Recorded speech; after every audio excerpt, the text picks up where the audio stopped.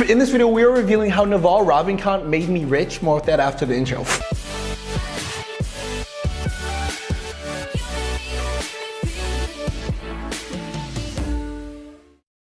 Hey guys, how's it going? Mike Vasile here. Welcome to this video. Before we actually begin, to remind you that several spots will open up for this week's free workshop, where it's the fastest and easiest way to make money online. Sign up for it in the link below. There was a 62-year-old woman that went from 0 to 160 grand profit in 90 days. Check it out now. So I didn't realize just how much 2 podcasts I'm listening in on some guy that I had no idea who the heck he was would actually influence how wealthy I became. As you can actually see, using what he actually talked about. One business went from 0 to 8 grand in 30 days. Another business went from 0 to 6 grand in 30 days, 1.6 million that first year with 30% profit margins. And the main one that was really influenced by him, which you're gonna find out more about later on, was this business right here, where we pull in anywhere from 35 grand to 46 grand. And all of it is mostly profit for this business, right? But the weirdest thing is, if you would have told me a couple years ago, hey Mike, you're gonna watch the Joe Rogan podcast one day, and you're gonna find out that this guy who is super smart, and you have no idea who the heck he is, but he created companies for example, AngelList, and he's this angel investor that invests in all these crazy startups that most of you probably know of, right? And this guy will literally be kind of this philosopher for rich people that will allow you to make more money, but do so in a way where you don't hate yourself, or you feel burnt out, or you feel like you're stuck in this business that you do not actually enjoy. I would have thought, dude, sign me up for that. So I ended up listening to this guy, and it's just such, for example, a fresh point of view. Right? Because, for example, in most of the cultures, for example, entrepreneurships and making money online, they're hustle. You got to be like Elon Musk and work 24 hours a day. You could sleep when you're dead, right? Hustle, the Gary Vee mindset and mentality. And I've tried that my entire life. But I've literally tried that my entire life, where literally I would want and chase this money thing. And I would just literally work myself to death, be super unhealthy, not talk to anyone in my family, not talk to anyone of my friends, not even go out. And I would literally just lock myself in my room and just start typing on my keyboard to just see if I could actually make this money, right? But then what ended up happening, not only was it very, very, very hard, not only did it feel like I was moving up a very steep hill, but I was completely burnt out, and I had no idea how to sustain this for long periods of time. This is why, for example, every single time I started a business prior to, for example, listening to this guy in this podcast, was I would literally work really, really hard for maybe a year and make a bunch of money, and then I would get burnt out, and then I would lose a bunch of money, right? That's literally what happens when you build businesses by force, right? For example, this business right here, it was great, right? But because I didn't follow, for example, the Naval Ravikant principles, I ended up building it really big, making a bunch of money, and then, it ended up just dying, right? And this is what something don't realize when people, for example, find ways to make money online, or become an entrepreneur, or try to create something that creates freedom for themselves. But like I said, once I started, for example, listening to these podcasts, even reading his book, and the audiobook's really good as well, which you go and check it out, I started implementing certain things that ended up completely changing my life, where now, my business literally just gets better year after year after year after year. Instead of a business that's up, down, sideways, and you're oh my God, are we gonna make money one month? And it's an abusive relationship with some businesses, right? Now, my business is just incrementally growing, and I'm incrementally getting more and more happier every single day. And if you implement these in your business, then you could start maybe feeling the same.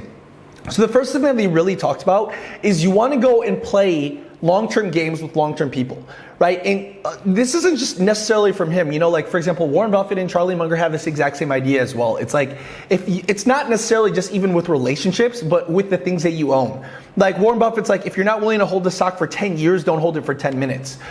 In the Naval Ravikant approach, it's the exact same thing for everything. If you're not willing to, for example, work with somebody in business for example, 10 years, don't work with them for 10 minutes, right? And it's such a really good rule or principle to follow, because then you realize you're not gonna for example, do something that you might not necessarily like in the future, something that might burn you out.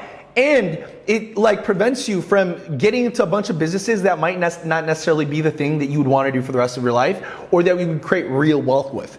I think the problem with most people, when they not only for example, get started in business, but in relationships, is they're kind of day traders with their time, right? They're oh, let me do this. Oh, let me do that. And there's all of these opportunities and things to actually go ahead and do. But because we want to do all of them, we end up doing none of them. One of my mentors once told me, he's Mike, if you try catching 2 rabbits, you catch None. And one of the things that I'm realizing, when you day trade your time for money, when you day trade your time for example, investing, right? What you find is you don't let compound interest play to its favor, right? And that's essentially what that rule essentially means. You want to pick something, a business or the people that you work with, where every single year it will get better, but not like incrementally where 1 + 1 = 2, but 1 + 1 = 3, 1 + 1 = like 5, 1 + 1 = like 10, right? And there's certain deals and people that you can, for example, network with, where literally your life just gets not incrementally better, but exponentially better every single year. Now, here's exactly what I mean. This is the penny that doubles every single day for 30 days, right? If you double a penny, look, 1 cent, 2 cent, 4 cent, 8 cents, the first week, it's not even $1 yet. On the second week, it doesn't even break $100 yet. On the third week, maybe it got to like, for example, 10 grand, but the craziest thing is the final week, it goes from 10 grand to $5.36 million. How the heck was that possible? That is what is, for example, the secret of compound interest, right? Like Charlie Munger and Warren Buffett talk about all the time. You want to like start earlier on, let compound interest work, but uninterrupted, okay? So when I talked about like the day trading metaphor, like don't day trade your money, because for example, if you day trade your money, even though you could try to beat the market, you know, taxes and just like all of the just anxiety will literally like decrease your earning potential. As opposed to like you have someone like, for example, Warren Buffett, who literally hold on a stock and just sit on it for 30 years. Now it's a different way of thinking, right? So one thing that I ended up doing when I heard that rule is I literally just applied that to every part of my business, right? Even like, for example, my blog, which is like bringing in stable, reliable, passive income online, right? I literally partnered with people who would literally like build the blog for me, right? And I asked myself, I'm like, okay, these guys have the skills, but can I see myself working with this person for the next 10, 20, 30 years? I'm like, yeah, this guy's like freaking dope. It's awesome, right? So of course I would go ahead and do that. And now he's like taking control of it and like helping me create a bunch of content that I don't necessarily have to like trade my time for money anymore, right? But then this is such like a really good rule as well, because like, for example, there's so much opportunity that may come up, right? Especially when you live here. Like I live here in Bali, where there's all these really successful people, like this 11-year-old girl that I interviewed on my podcast that turned on $30 million, this guy that makes $1 million from profit, and all these other guys that make a bunch of money online. So you would think that, oh, when you start a business and you make money, it's gonna get better. No, it actually gets worse, because now you're filled with like all of these ideas, and the worst thing that you could do is chase all of them. And I'm literally like that. I see an idea and I'm like, oh, shiny. Or I see another idea, I'm like, oh, shiny. But because of that, like year after year after year, my business would go up and down and up and down, and I would just get so angry at myself on why I could never, for example, succeed to the point where I wanted to, where I felt like I was on track, where I felt like, you know, I was doing something that like actually got less stressful every single year. And that's because I didn't stick on this one, for example, principle. The second principle that I learned from him is you want to figure out a way to productize yourself. What does that actually mean? You essentially turn yourself into a product. Now, I know that sounds like really weird, but like, let me like, just hear me out on this. Peter Thiel has this idea where you essentially create a monopoly, right? As like not legal as that is, like even though that's the case, like for example, Google is a monopoly, right? There's all these businesses that are secret monopolies, and it's these monopolies that actually make them as much money as possible. The only downside when you, for example, start a business is there's no monopoly. You are already from day one, for example, competing like crazy. Here's what I mean. So back in the day, this is one of the businesses that I started. I would sell things on, for example, eBay. You could see someone's already doing this one now, $268, 12 have been sold. And you can see that you literally get the same thing from Walmart for $219, right? So what I would do is I would like copy and paste a bunch of pictures from Walmart all the way over to eBay. And I was like, oh, this is great, man. People are literally buying from eBay. I'm literally taking the money and then buying it from Walmart at a lower cost and shipping it to them. And I was getting like huge profits, right? Huge profits. But because there's very little barrier of entry and anybody can go ahead and do this, what I noticed with my profits is it started going down and lower because anybody could literally go ahead and do this. I couldn't create a monopoly around like a specific business, right? Even like anybody here right now could come in here, grab this picture from Walmart, throw it up on eBay for free and just wait for a sale. If you get a sale, great. You know, like you literally made 10 and 20 bucks because you saw this video, right? But back in the day, you know, people would actually be able to sell this for like 300 bucks or 400 bucks, right? But as more and more people started seeing the opportunity, there was like a price war that started going to the bottom, where even though now you could still, like, for example, make money with this, and it's like still a way that I would recommend, you know, there's still like, it just gets harder as years go by. That's why I ended up pivoting, because I couldn't create a monopoly. But then you start really going back to what Naval Ravikant talked about. He's like, well, how can you, for example, productize yourself? And I was like, oh, I can literally be a monopoly because it's my personality, right? And no one can really copy who I am. This is why, for example, Joe Rogan doesn't have any competitors. This is why, for example, this podcast doesn't have any competitors, because your personality cannot compete against someone else's personality, because you're completely different people, right? Like, you'll attract different types of people into your life, right? And you'll stick with some and you'll run away from others, right? But other than that, if you find a way to productize yourself, right, with your name, do business underneath your own name, because then you have accountability, you have leverage, you have the ability to, for example, have that influence to go network with other people. That creates so much leverage and compound interest for you that would actually just get better year after year. So that's why, for example, even though like I did all of these businesses that were like all over the place and it would make like a lot of good money, right?